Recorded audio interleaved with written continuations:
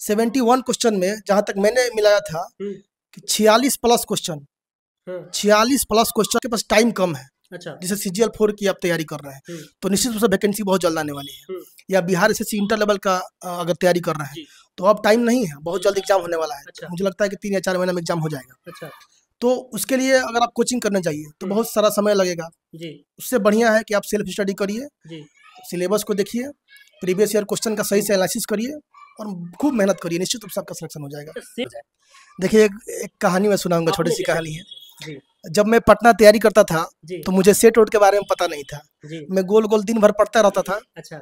और जब मैं एग्जाम में जाता था तो ज़्यादा नंबर आता नहीं था, मैं फेल हो जाता था।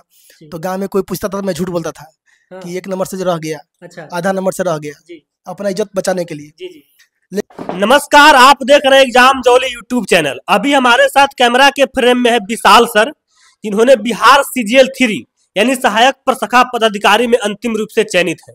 जो भी विद्यार्थी स्ट्रेटजी जानना चाहते हैं बिहार CGL 3 का, कैसे तैयारी करें, क्या पढ़ना चाहिए, सर पूरा अपना जर्नी बताएंगे। आने वाले वैकेंसी CGL 4 उसके लिए आपको खास रणनीति सर क्या बताएंगे, कैसे अपनी लाइफ में तैयारी किए, कैसे सेलेक्ट हुए, तमाम मुद्दों पर चर्चा करेंगे। सबसे पहले स्वागत है सर।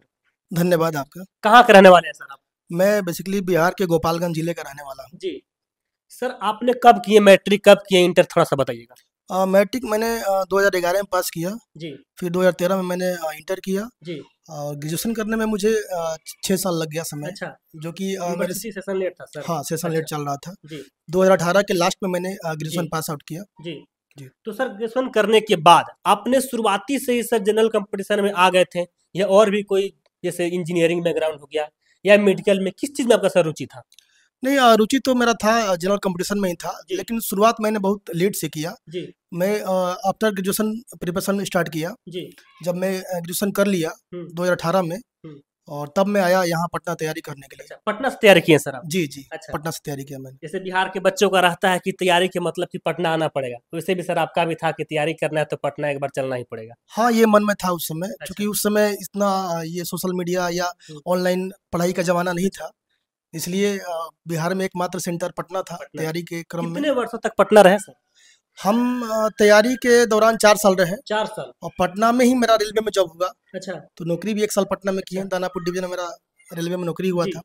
उसके बाद फिर सचिवालय में हुआ। अच्छा। तो यानी सर जॉब करते हुए सर आपने सचिवालय सहायक निकाले हैं? हाँ, कह सकते हैं, लेकिन चूंकि पहले की ही तैयारी से जी सारा रिजल्ट हुआ है। रेलवे में सर कौन पोस्ट पर थे आप? हम गुड्स ट्रेन मैनेजर थे। अच्छा। और उसके अलावा सीनियर से CTC में मेरा सिलेक्शन हुआ था। जी। उसके अलावा मेरा लेवल 2-3 में भी हुआ था सिलेक्शन। लगभग सारे पोस्ट पे मैं सिलेक्ट था। अच्छा। NTPC 2019 के एगो स्टेशन मास्टर छोड़ के। यानी जो भी विद्यार्थी देख रहे हैं जो जॉब की तैयारी करते हैं, इससे पहले कोई जॉब में है, यानी जॉब में रहकर तैयारी किया जा सकता है। बड़े लेवल का एग्जाम जो CGL 3 है, CGL 4 में आप 3 में सिलेक्ट हुए हैं, CGL 4 का तैयारी कर सकते हैं। बिल्कुल, जॉब में रह के अगर आपके अंदर मोटिवेशन है, आप आगे जीवन में बढ़ने के इच्छुक हैं, तो निश्चित रूप से आप तैयारी कर सकते हैं जॉब में रहते हुए। अब आया था सर तैयारी को लेकर। तैयारी के लिए सर क्या आपने सेल्फ स्टडी किए या सर पटना है तो कोचिंग ज्वाइन किए थे कहीं? पटना आया था तो मैं SSC CGL की तैयारी करने आया था। जी। सेंट्रल वाला? हाँ जी। उसके बिहार वाला? तो कहानी थोड़ी लंबी है। अच्छा। मैं आया तो उस समय पटना में राकेश यादव सर का ऑनलाइन नया क्लास स्टार्ट हुआ था। दिल्ली वाले जो राकेश यादव सर है, तो उनके यहाँ मैं मैथ्स का कोचिंग किया। उसके अलावा मैंने कहीं कोचिंग नहीं करा है। मैं मैथ्स उनके यहाँ पढ़ा हूँ। उसके बाद सारा सब्जेक्ट मैंने सेल्फ ही तैयार करा है। यानी आपको सिर्फ सर मैथ के लिए आवश्यकता पड़ा कोचिंग का, बाकी सब्जेक्ट सिर्फ सेल्फ स्टडी? हाँ, चूंकि मैथ्स मेरे पहले से ही अच्छा था, लेकिन CGL में थोड़ा टफ मैथ पूछता है। अच्छा। तो उसके लिए मैं राकेश यादव सर के पास ज्वाइन किया था कोचिंग। बाकी सारा सब्जेक्ट मैं खुद ही तैयार किया अपने से। हालांकि SSC CGL में उस समय बहुत डिले हो गया एग्जाम होने में, तो थोड़ा रेलवे की वैकेंसी आ गया, उधर मूव कर गया मैं। फिर रेलवे में सिलेक्ट हुआ, फिर दरोगा PT हुआ, मेंस नहीं हुआ उस समय। अच्छा। 19 में। उसके बाद धीरे धीरे सारे एग्जाम निकलते गए। कितने एग्जाम निकाल दिए थे सर? एग्जाम तो बहुत सारा, हमको 10 से ज्यादा एग्जाम पास किए हैं। 10+? हाँ, लेकिन मेरिट बना है मेरा 2 ही एग्जाम में मेरिट बना है। अच्छा। पिछले बार दरोगा में बन जाता, लेकिन मैं फिजिकल देने नहीं गया था। तो अब सर आते हैं बुक लिस्ट के बारे में। तमाम विद्यार्थी पूछते रहते हैं कि साइंस के लिए बेस्ट बुक लिस्ट क्या रहना चाहिए, GS के लिए क्या रहना चाहिए, करेंट अफेयर कैसे पढ़ें। 1 बाय 1 सर करते हैं। सबसे पहले आता है सर साइंस को लेकर। साइंस ऐसा सब्जेक्ट है सर कि जिसमें बच्चे रट नहीं सकते हैं, कॉन्सेप्चुअल होते हैं, समझना पड़ता है। तो साइंस के लिए भी सर आपने कहा कि हम केवल मैथ का आवश्यकता लिए थे कोचिंग का, तो साइंस के लिए सर आपने कौन सा बुक तैयारी की और कैसे तैयारी की? देखिए साइंस जरूरी है कि आपको जानना कि आप किस एग्जाम के लिए तैयारी कर रहे हैं। अगर आप बिहार के एग्जाम की बात करें, लाइक दरोगा है, बिहार एसएससी है, या एनटीपीसी है, लगभग सबका सिलेबस सेम है। तो इसके लिए आपको बहुत ज़्यादा नहीं दिमाग लगाना है। यूट्यूब का हेल्प लेकर इसका जो भी सिलेबस है उसको कंप्लीट कर लीजिए और फिर बहुत सारा क्वेश्चन को सॉल्व कीजिए, ऑब्जेक्टिव क्वेश्चन को, तो आपका साइंस तैयार हो जाएगा। जीएस के लिए सर? जीएस के लिए बुक की अगर बात करें तो मुझे लगता है कि आपको लूसेंट सबसे शानदार साबित होगा, सबसे कारीगर साबित होगा। अगर बिहार एसएससी सीजीएल की बात करें तो मेंस का आप क्वेश्चन देखिएगा। बिहार एसएससी सीजीएल 3 जो मेंस का एग्जाम हुआ था 23 जुलाई को, उसमें टोटल 71 क्वेश्चन जीएस के पूछे गए थे। 71 क्वेश्चन, 71 क्वेश्चन में जहां तक मैंने मिलाया था कि 46 प्लस क्वेश्चन लूसेंट से पूछा गया था। अच्छा। सोचिए, जिसमें से 10 71 से 10 से 12 क्वेश्चन आपका करंट का था। तो 10-12 हटा दीजिए, लगभग 60 क्वेश्चन में से 46 क्वेश्चन लूसेंट से पूछे गए थे। सोचिए आप कहाँ भटक रहे हैं। लूसेंट अगर आप सही से पढ़ लीजिए। जो है सर हमेशा सर डाउट में रहते हैं कि नहीं हमको अगर तैयारी करना, जैसे सीजीएल 4 का सर बहुत तमाम विद्यार्थी तैयारी कर रहे हैं, उनको मन में रहता है कि हमको कोचिंग ज्वाइन करेंगे तभी मेरा सिलेक्शन होगा, और आप सर बोल रहे हैं कि हम सेल्फ स्टडी किए और लूसेंट वगैरह बुक पढ़े। हाँ देखिए, कोचिंग जैसे स्टार्टिंग में अगर करना चाहे तो कर सकते हैं, कोई खराब चीज नहीं है। लेकिन अगर आपके पास टाइम कम है, अच्छा, जैसे सीजीएल 4 की आप तैयारी कर रहे हैं तो निश्चित रूप से वैकेंसी बहुत जल्द आने वाली है। या बिहार एसएससी इंटर लेवल का अगर तैयारी कर रहे हैं तो अब टाइम नहीं है, बहुत जल्द एग्जाम होने वाला है। अच्छा। मुझे लगता है कि 3 या 4 महीने में एग्जाम हो जाएगा। अच्छा। तो उसके लिए अगर आप कोचिंग करने जाइए तो बहुत सारा समय लगेगा। उससे बढ़िया है कि आप सेल्फ स्टडी करिए, सिलेबस को देखिए, प्रीवियस ईयर क्वेश्चन का सही से एनालिसिस करिए और खूब मेहनत करिए, निश्चित रूप से आपका सिलेक्शन हो जाएगा। सेट प्रैक्टिस के लिए बहुत स्टूडेंट डाउट में रहते हैं कि सबसे पहले सेट प्रैक्टिस करें या उससे पहले उस एग्जाम का प्रीवियस ईयर सेट लगाएं। अगर सबसे पहले सेट प्रैक्टिस की बात करें तो प्रीवियस ईयर ज़्यादा बेहतर होगा। उसके बाद सेट प्रैक्टिस लगाइए, हो सके तो ग्रुप में सेट लगाइए, ज़्यादा फायदा होगा। विद्यार्थी सर जब सेट उठाते हैं, मारना शुरू करते हैं, शुरुआती दौर में काफ़ी उनका कम नंबर आता है, तो सर कैसे इंप्रूव करें कि उनका जो पीक लेवल तक सेट में नंबर जाए? देखिए एक कहानी मैं सुनाऊंगा, छोटी सी कहानी है। जब मैं पटना तैयारी करता था तो मुझे सेट वोट के बारे में पता नहीं था। मैं गोल गोल दिन भर पढ़ता रहता था। अच्छा। और जब मैं एग्जाम में जाता था तो ज़्यादा नंबर आता नहीं था, मैं फेल हो जाता था। तो गांव में कोई पूछता था तो मैं झूठ बोलता था कि 1 नंबर से रह गया। अच्छा। आधा नंबर से रह गया, अपना इज्जत बचाने के लिए। लेकिन एक दोस्त था मेरा राजन, उसका नाम लेंगे हम, आज आप ऑडिटर है बिहार सरकार में और झारखंड का रहने वाला है। बहुत जल्द झारखंड एसएससी सीजीएल में वो टॉप करेगा, देखिएगा। तो वो लड़का जाता था डेली सेट मारने कृष्णा घाट पर, गंगा किनारे। तो एक दिन उसके साथ हम गए सेट मारने के लिए, तो हमको लेके नहीं जा रहा था वो, लेकिन पीछे पीछे गए हम, तो हम भी सेट मारे, ग्रुप डी का सेट मारे। तो मेरा नंबर आप समझिए कि नीचे से हम टॉप 10 में आए। अच्छा, नीचे से सर? हाँ, नीचे से हम। तो हमको लगा यार कि इतना हम पढ़ते हैं दिन भर और सेट में यहाँ 150-200 लड़का में, यार हम मेरा कोई स्थान नहीं है।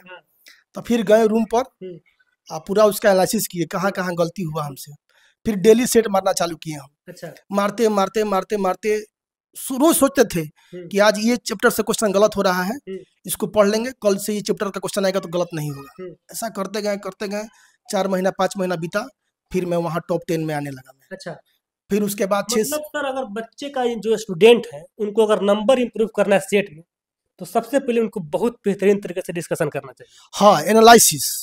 आप सेट मार रहे हैं तो आपका जो एनालिसिस बहुत सटीक होना चाहिए कि आप किस सब्जेक्ट में गलती कर रहे हैं, किस सब्जेक्ट के किस चैप्टर में आप गलत कर रहे हैं, और इतना बेहतरीन तरीका से उसको तैयार करिए कि अगले सेट में अगर उस चैप्टर से क्वेश्चन है तो आपसे गलत होने की संभावना एकदम कम रहे। तो इस तरह तैयारी किए, सेट लगाते गए, फिर 200 लड़का में टॉप करने लगे हम। फिर प्लेटफॉर्म कोचिंग में जाते थे सेट मारने, नवीन सर का प्लेटफॉर्म कोचिंग है, वहाँ भी हम बीएसएससी सीजीएल का सेट लगाए हैं। तो 1500 लड़का में हम लोग हमेशा टॉप 3 में रहते थे। अच्छा, 1500? हाँ, 1500 लड़का वहाँ सेट मारता था, 14 से 1500 ऑन एवरेज। उसमें हमेशा टॉप 5 में, मैंने 7-8 को सेट मारे हैं उसमें हमेशा टॉप 5 में रहे हैं। मैथ और रीजनिंग सर काफी महत्वपूर्ण है सर मेरिट तक पहुँचने के लिए। आपने सर कैसे मैथ रीजनिंग सर पढ़ाई किए थे?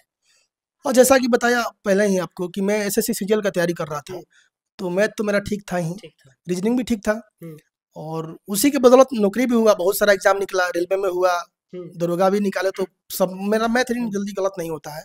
आपको बता दें कि बिहार एसएससी सीजीएल 3 में 79 क्वेश्चन था मैथ रीजनिंग का, मुझे लगता है कि मेरा सारा सही हुआ था, एक भी क्वेश्चन गलत नहीं हुआ था मेरा मैथ रीजनिंग का। रंगने में एक गलत हो सकता है कि हो गया हो, लेकिन बनाने में कहीं कोई गलत नहीं हुआ था हमसे क्वेश्चन मैथ रीजनिंग का। तो मैथ रीजनिंग के लिए वही है कि आप सिलेबस को कवर कर लीजिए, क्या सिलेबस है, और उसके बाद खूब प्रैक्टिस सेट लगाइए, खूब प्रैक्टिस करिए, क्वेश्चन बनाइए। अच्छा, मैथ तो बिहार के एग्जाम में और आसान है, अगर बिहार एसएससी की बात करें तो इसमें तो एडवांस मैथ पूछता नहीं है। अच्छा, सिंपल आपका अर्थमेटिक पूछता है, और वो भी अर्थमेटिक इतना आसान लेवल का रहता है। एसएससी सीजीएल का प्रीवियस ईयर का क्वेश्चन रहता है सब 10 साल 5 साल पहले का, और आसान रहता है। तो मैथ रीजनिंग बहुत आसान है बिहार के एग्जाम के लिए। अब आ जाते हैं सर, जो बिहार एसएससी इंटर लेवल वाले विद्यार्थी हैं और जो स्टूडेंट सीजीएल 4 की तैयारी कर रहे हैं, उनके लिए क्या कुछ सर आपके थ्रू जो है मोटिवेशन रहेगा, अभी से कितने घंटे पढ़ाई करें, और चुनिंदा बुक सर आपने बताया लूसेंट और आपने बताया सेट मारने के लिए, शॉर्ट फॉर्म में सर बताइए कि वो चीज़ अगर अनुसरण कर लेते हैं तो आगामी वैकेंसी में उनका जो है सिलेक्शन हो जाए। देखिए, बिहार एसएससी सीजीएल 3 या बिहार एसएससी इंटर लेवल, दोनों का सिलेबस 100% सेम है। तो अगर आप बिहार एसएससी इंटर लेवल की तैयारी कर रहे हैं तो आपके पास तो बहुत शानदार मौका है कि जैसे ही बीएसएससी सीजीएल 4 की वैकेंसी आएगी तो आप तुरंत उसको क्रैक कर दीजिएगा। उसके लिए क्या करिए आप, देखिए सिलेक्टेड बुक पढ़िए। मेरा मानना है कि मैं ज़्यादा इधर उधर नहीं बताऊंगा आपको, बहुत लोग बहुत तरह का बुक आपको बताएंगे, आप लूसेंट बुक को चाट जाइए। अच्छा, जीके के लिए मैं आपको बता रहा हूँ, कहीं से आप उसका आजकल बहुत सारा लोग देखते हैं कि टेलीग्राम पर उसका प्रैक्टिस सेट कराता है लूसेंट बुक का, तो आप ज्वाइन कर लीजिए और आप लूसेंट बुक को चाट जाइए एकदम। करंट के लिए एसपीडी का जो बुक आता है मंथली, एसपीडी करंट अफेयर वार्षिकांक भी आता है, वही मंथली के रूप में आता है, उसको चाट जाइए। मैथ रीजनिंग के लिए आप जो सिलेबस दिया है उसको कवर करिए और पूरा खूब क्वेश्चन बनाइए उस चैप्टर से, और पूरा उसके बाद फुल सेट लगाइए, बहुत है, एनफ है, निश्चित रूप से आपका सिलेक्शन होगा, कोई रोक नहीं सकता आपका सिलेक्शन। यानी बिहार एसएससी इंटर लेवल और सीजीएल 4 दोनों का सर सिलेबस सेम है? जी बिल्कुल सेम है। तो सेम सिलेबस है सर, तो विद्यार्थी अगर तैयारी करना चाहते हैं सीजीएल 4 का तो उनका हो जाएगा सीजीएल इंटर लेवल वाला भी, और जो इंटर लेवल का तैयारी कर रहे हैं उनका होगा सीजीएल 4 का भी। बिल्कुल बिल्कुल बिल्कुल। तो जो विद्यार्थी सर सीजीएल 4 की तैयारी कर रहे हैं, आपने सीजीएल 3 की जब तैयारी किया करते थे उस समय सर आप कितने घंटे पढ़ाई किया करते थे?